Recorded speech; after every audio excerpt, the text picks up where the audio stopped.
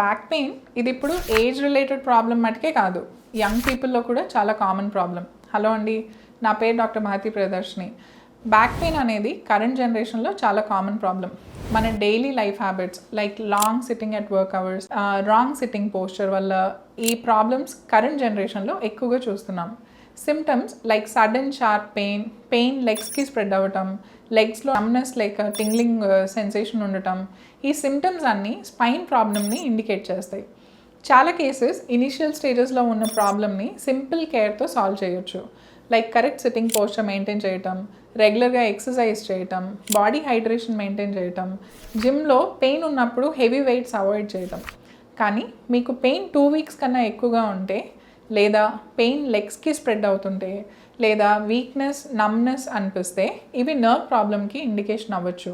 ఇమ్మీడియట్గా డాక్టర్ని కన్సల్ట్ చేయండి. రిమెంబర్, అన్ని back pain simple muscle pains కాదు, కొన్ని సీరియస్ కండిషన్స్కి సైన్స్ అవ్వచ్చు. ఎర్లీ డయాగ్నోసిస్ అంటే ఫాస్ట్ రికవరీ.